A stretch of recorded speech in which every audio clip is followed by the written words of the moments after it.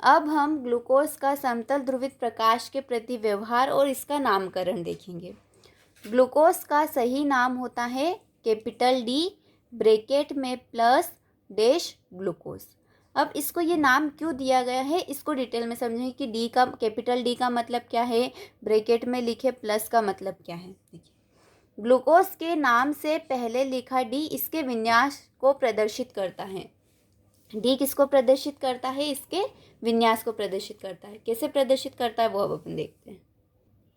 यहाँ पर हम जो डी प्लस डैश ग्लूकोज हमने इसका नाम दिया था, यहाँ पर अब हम इस डी का मतलब समझेंगे कि इस डी का मतलब क्या होता है। हम किसी भी कार्बोहाइड्रेट के विन्यास की तुलना करने के लिए इस यौगिक का प्रयोग करते हैं और इस यौगिक का नाम है ग्लिसरैल्डिहाइड। इसका नाम क्या है, ग्लिसरैल्डिहाइड। इस यौगिक का नाम है डी प्लस ग्लिसरैल्डिहाइड और इस यौगिक का नाम है डी माइनस, सॉरी यहाँ पे डी नहीं आएगा, यहाँ पे एल आएगा, एल ब्रैकेट में माइनस ग्लिसरैल्डिहाइड। अब इन दोनों से हम किसी भी कार्बोहाइड्रेट की तुलना कैसे करेंगे कि वो डी रूप है या फिर एल रूप है। इससे पहले हम ये जान लेते हैं कि ये जो ग्लिसरैल्डिहाइड होता है इसके दो प्रतिबिंब रूप होते हैं। एक होता है डी प्लस ग्लिसरैल्डिहाइड और दूसरा होता है एल माइनस ग्लिसरैल्डिहाइड। अब प्रतिबिंब रूप किसे कहते हैं, प्रतिबिंब रूप उन्हें कहते हैं जो एक दूसरे के दर्पण प्रतिबिंब तो होते हैं परंतु एक दूसरे पर अध्यारोपित नहीं होते हैं। इन्हें हम क्या कहते हैं, इन्हें हम कहते हैं प्रतिबिंब रूप। क्या है प्रतिबिंब रूप,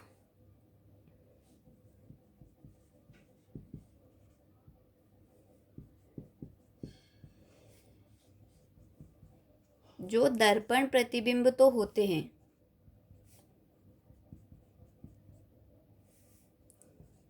पर अध्यारोपित नहीं होते।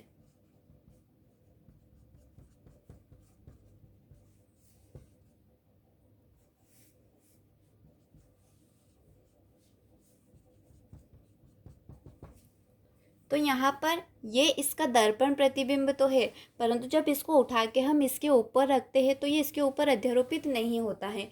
क्यों अध्यारोपित नहीं होता है, क्योंकि यहाँ पर एक असममित कार्बन प्रेजेंट होता है। असममित कार्बन उसे कहते हैं जिससे जुड़े हुए चारों समूह क्या होते हैं, डिफरेंट होते हैं।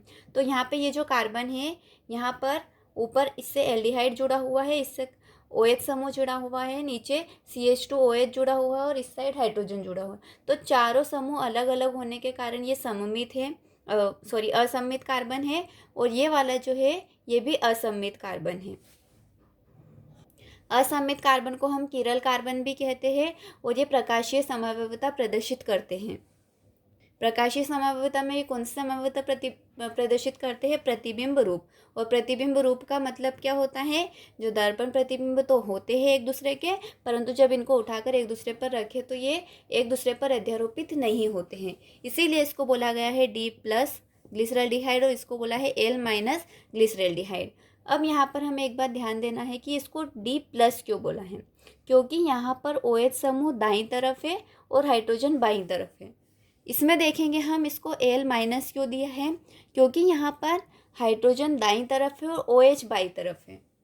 तो इसकी तुलना अब हम किससे करेंगे, नहीं, ग्लूकोज की तुलना हम इससे करेंगे और ग्लूकोज को नाम देंगे डी प्लस ग्लूकोज।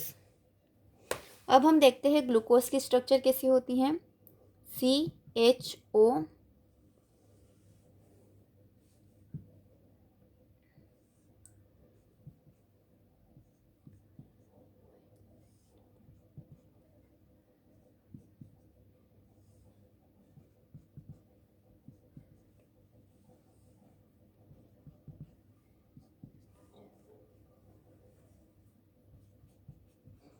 ये है ग्लूकोज की स्ट्रक्चर। अब इसकी कंपेयर हमको डी प्लस ग्लिसरैल्डिहाइड से करना है। तो कैसे करेंगे, हम यहाँ पर लिखते हैं CHO OH, इधर हाइड्रोजन एंड इधर क्या होगा CH2OH। तो हम इतने की तुलना करेंगे। ये जो नीचे वाले हैं ना 2 समूह, इनकी तुलना करेंगे। तो इन दोनों को देखने पर यहाँ पर हम इससे तुलना करते हैं, तो यहाँ पर क्या होता है, यहाँ पर भी OH दाईं तरफ है और ग्लिसरल्डिहाइड में भी OH दाईं तरफ है। यहाँ पर जो 5th नंबर का कार्बन है इस पर हाइड्रोजन बाईं तरफ है और यहाँ पर भी कार्बन, ये जो हाइड्रोजन है ये बाईं तरफ है, तो इसीलिए इसका नाम दिया गया है डी। और प्लस तो हम देख ही चुके हैं, क्योंकि ये प्रकाश को दक्षिण दिशा में मोड़ देता है, इसीलिए इसका नाम प्लस लिखा गया है यहाँ पर, और इसको ग्लूकोज तो कहते ही हैं। ओके, तो ये क्लियर हो गया कि डी किसको प्रदर्शित करता है, विन्यास को प्रदर्शित करता है यहाँ पर। एंड प्लस किसको प्रदर्शित करता है, प्लस प्रदर्शित करता है यहाँ पर। एक मिनट, प्लस को भी हम समझ लेते हैं। हम प्लस का मतलब भी समझ लेते हैं कि जब हम ये ग्लूकोज भरा हुआ है इस कंटेनर में C6H12O6, जब हमने PPL को प्लेन पोलराइज है, इसको बोलते हैं समतल ध्रुवित प्रकाश। इस समतल ध्रुवित प्रकाश को हमने इसमें से पास किया, तो ये इसको दक्षिणावर्त दिशा में मोड़ देता है। इस दिशा को दक्षिणावर्त दिशा कहते हैं, तो ये दक्षिण दिशा में मोड़ रहा है प्रकाश को, इसीलिए इसको यहाँ पे प्लस नाम दिया गया है।